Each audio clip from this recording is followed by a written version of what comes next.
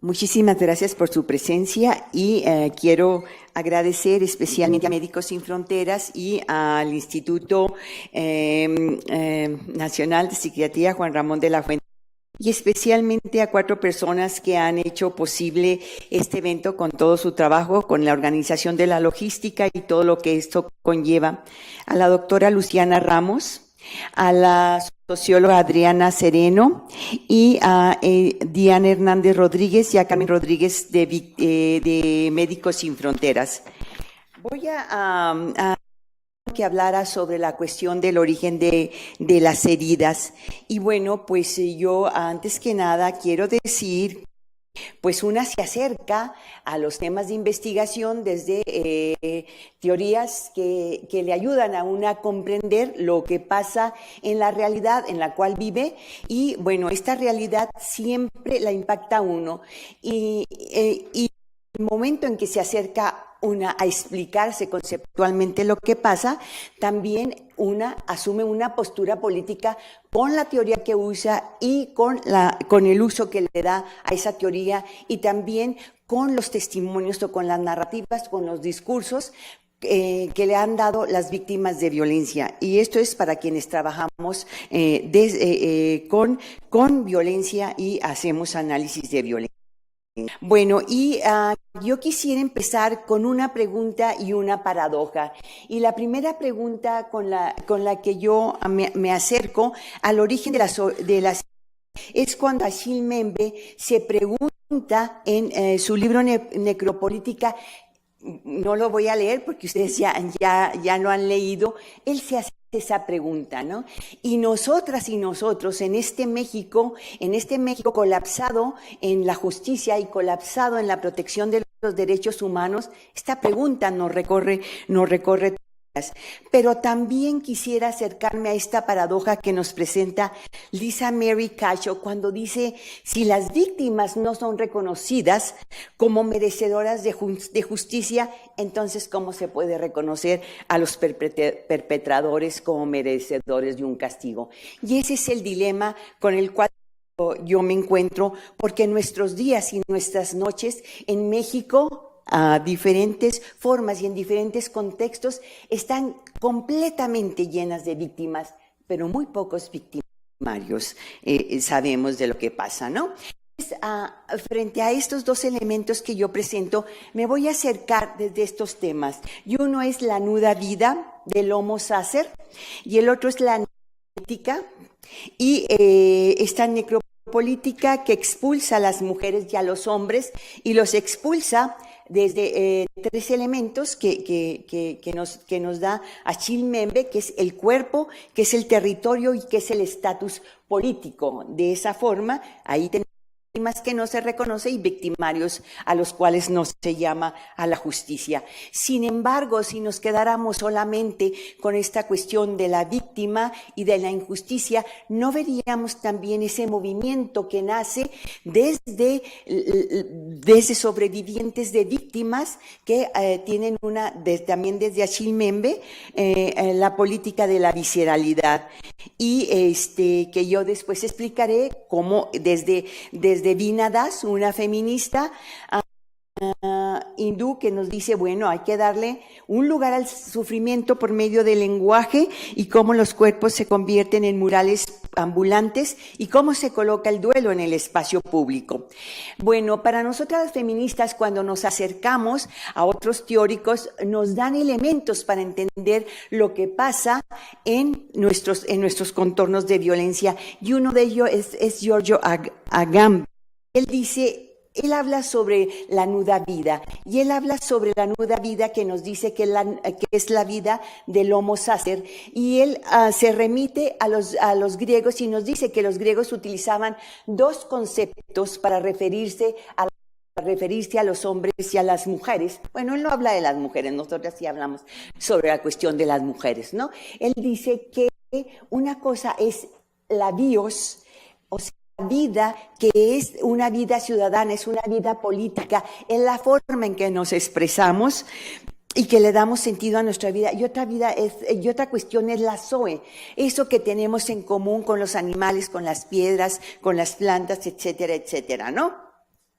Sin embargo, él dice que el Homo sacer o la nuda vida es aquella persona a la cual se le puede matar impunemente y no va a haber ningún juicio y no va a haber ninguna penalidad jurídica porque ni siquiera se le reconoce como homicidio. Y aquí sí quiero hacer un paréntesis por la cuestión de la importancia que viste para nosotras las feministas el haber podido llamar a los asesinatos de mujeres feminicidas.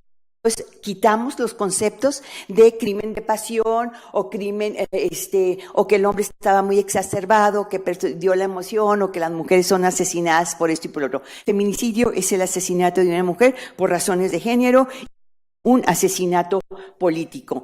Entonces, retomando de nuevo a Giorgio Agamben, el Homo sacer es literalmente una vida desnuda, y las vidas desnudas están desprotegidas, o sea, no se lloran en su muerte ni tampoco se les pide justicia, porque antes de esto han pasado por una serie de materiales que no sustentan la vida, como es una economía que no es para todos los ciudadanos y las ciudadanas de México, y lo podemos ver voy a ser más explícita más adelante.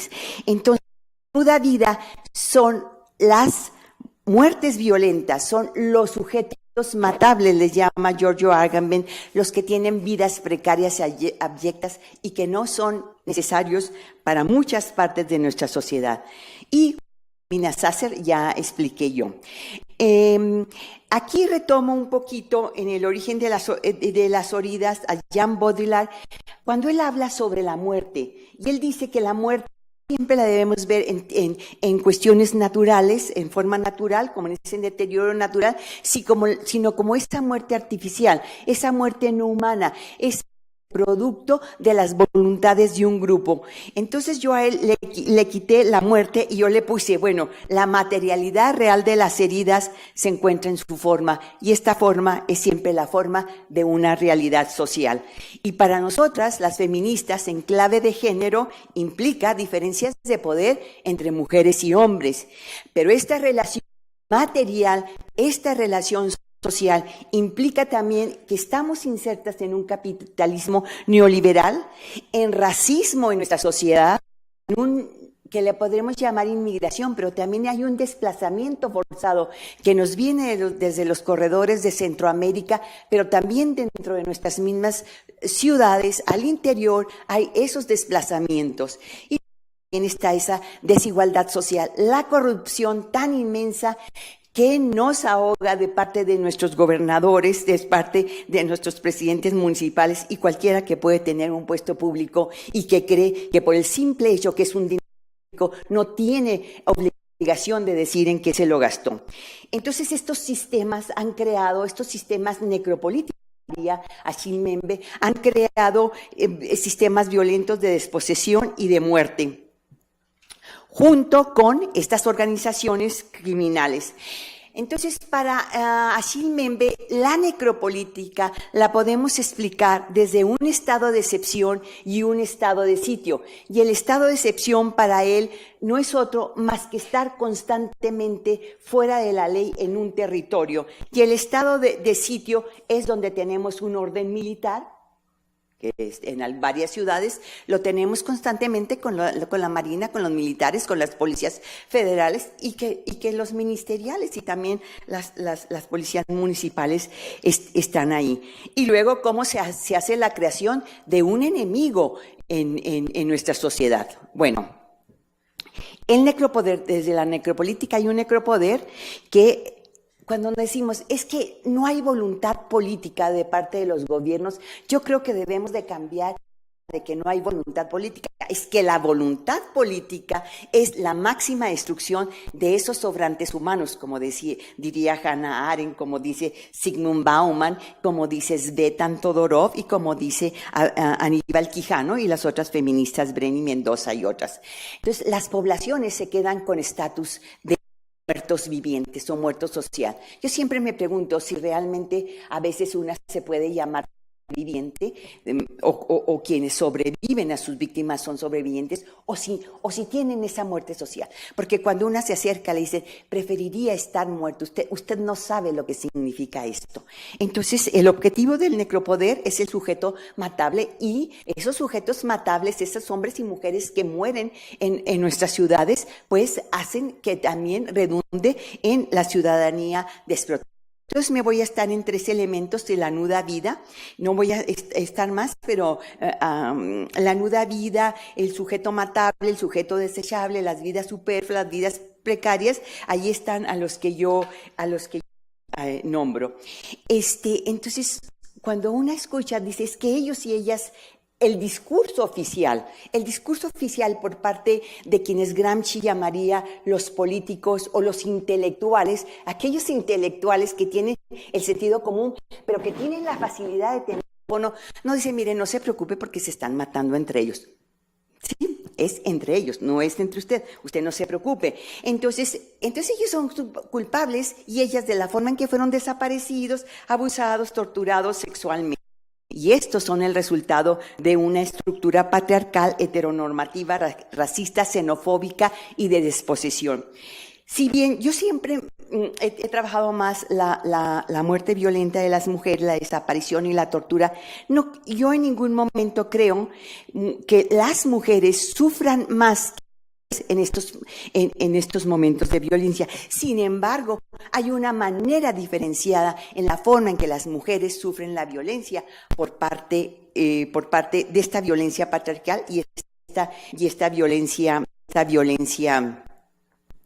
de parte del crimen organizado por hombres conocidos y desconocidos. Esta violencia que tenemos es una violencia que de género, y la violencia de género dicta lo que los hombres y las mujeres deben ser y cómo se deben de comportar con relación a la violencia que les sucede. Bueno, después de la pérdida del cuerpo, nosotros tenemos la pérdida de los territorios o los lugares de origen. Y es tanto Achille Mbembe como Frantz Fanon quienes, haciendo un análisis macrosocial de qué pasa en las relaciones con los países colonizados y los países colonizadores, ellos decían que la colonia era el sitio de la muerte, que la colonia era el espacio del terror, y nosotras y nosotros nos encontramos en nuestras ciudades y en nuestro territorio con espacios de muerte y espacios de terror.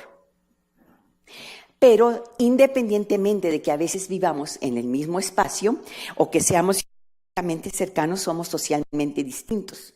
No todas las violencias nos afectan de diferente forma. Entonces, hay colonias, por ejemplo, en mi ciudad, y yo lo voy a mostrar más adelante aquí, por ejemplo, tenemos el número de mujeres desaparecidas en Ciudad Juárez. Entonces, este es todo el mapa de Ciudad Juárez, y no voy a explicar la metodología porque no me da tiempo. Sin embargo, estas bolitas azul-verde, algunas son 10 mujeres desaparecidas, en otros son 5. Entonces, a mayor el color café, cuando está más pronunciado, quiere decir que son zonas de riesgo mucho más graves para las mujeres. Vulnerabilizan más a las mujeres. En una sociedad como la nuestra, que desde 1993 empieza a denunciar la desaparición de mujeres, dice uno, pero ¿cómo es posible que ahorita tenga yo 154 mujeres desaparecidas? ¿Y cómo es que a partir del operativo Conjunto Chihuahua, que fue la versión local de la guerra contra las drogas, tenga todavía esas mismas zonas con las mismas mujeres desaparecidas? Bueno, y esta es la densidad del feminicidio, que este mapa se hizo en el 2004, pero además hizo una proyección en el 2004 habían detectado cuáles eran las zonas de alto riesgo para las mujeres, pero se decía, se hizo una proyección para 20 años, pero no hubo necesidad de esperarnos 20 años, porque en 3 años la base de datos fue tan robusta que se pudo comprobar que las zonas de riesgo que se habían proyectado, ahí estaban. Bueno, y estaban también, pues, otros actores. Tenemos también la cuestión de los homicidios o el juvenicidio, como algunos le llaman, de hombres. Y hay patrones diferenciados. Por ejemplo, en Ciudad Juárez, me voy a mover. Esta parte es el centro y hacia arriba es el cruce internacional hacia Estados Unidos. Y esta otra parte de aquí es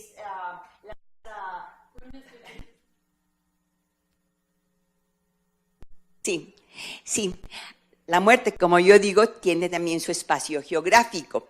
O sea, los hombres, cuando son asesinados, a partir de, porque este es del 2008, las mujeres son desde 1993. ¿A dónde los van a asesinar? Pues en el momento en que se van a pelear las rutas de las van hacia las puentes internacionales, y este otro que es una mancha urbana en la cual tiene que ver por el otro puente que viene hacia acá, que es por el Valle de Juárez, pero también tiene que ver con zonas urbanas que fueron desarrolladas por políticos, pero no con orientación al buen vivir de la persona, sino con lo que ellos querían de desarrollo. Bueno, entonces así es como se mueren los lugares donde son asesinados los hombres y las mujeres. Y luego tenemos las violaciones a derechos humanos y tortura en Ciudad Juárez. Esto fue la base de datos del Centro de Derechos Humanos Paso del Norte, y que yo ofrecí en una entrevista. Me prestaron su base de datos y luego espacializamos, gracias, en qué colonias era donde estaban los hombres y las mujeres que habían sido torturados, y además cuál era su ocupación que tenía. Pues eran empleados, vendedores, albañiles, constructores, o sea, la gente que ocupa las posiciones más bajas y las que menos se pueden defender y torturar. Y después viene la pérdida del sujeto político, y la pérdida del sujeto político es aquella mujer y aquel hombre que ha recibido una violencia por parte del Estado. Y aquí sí quiero separarme un poco, porque cuando hablamos del Estado estamos hablando de un Estado de jure, pero en México tenemos un Estado de facto, o sea, tenemos los gobiernos paralelos, aquellos gobiernos que actúan al mismo tiempo que actúan los gobiernos a los elegimos democráticamente. Nosotros no podemos olvidar en Ciudad Juárez que hasta hubo anuncios en el periódico cuando tuvimos lo más álgido de la violencia, que decía, bueno, de parte de Hacienda, si usted ya está pagando la extorsión, entonces no venga los impuestos. O sea, el pago de impuestos es un referente de ciudadanía, y el admitir el Estado que hay otro que te le está cobrando y que por lo tanto estás exento, dígame usted si no tenemos dos gobiernos al mismo tiempo, ¿no? Y la pérdida del sujeto, cuando no se les da justicia, es que ya es la prostituta, los narcos, los malandros, los sicarios, se les llama de todos, pero nunca se les llama ni juarenses, ni morelenses, ni tabasqueños, ni chihuahuenses, son todos lo que usted pueda decir abyecto, pero no son mexicanas ni son mexicanos. Bueno, entonces, me equivoqué. Cuando los sujetos que son violentados pierden el derecho a la justicia, también la perdemos el resto de la vida. Entonces, gracias. Tenemos una insignificancia de las y los seres humanos, porque además, como diría Svetan Todorov, cuando hay una violencia, la violencia no se le pone límite, o como diría Zygmunt Bauman, cuando el Estado decide utilizar la violencia y falla, entonces lo que pasa ahí es que empieza como una nueva moral, se crea una nueva moral para la ciudadanía. Y una, cuando está viendo los periódicos y ahora en digital, que una puede dice, ay, qué bueno que lo mataste, lo descuartizaste, pero mira, además de descuartizado lo habías de haber puesto una serie de cosas, y eso se merecen porque están envenenando nuestra ciudad, nuestra niñez, etc. Otra de las cuestiones que me parece a mí muy grave en nuestro país es que se nos hable de la descomposición del tejido social y Hannah Arendt lo dice muy bien, que no hay peor análisis que hacer de una cuestión política a ayudarnos a a través de metáforas biológicas y de metáforas orgánicas.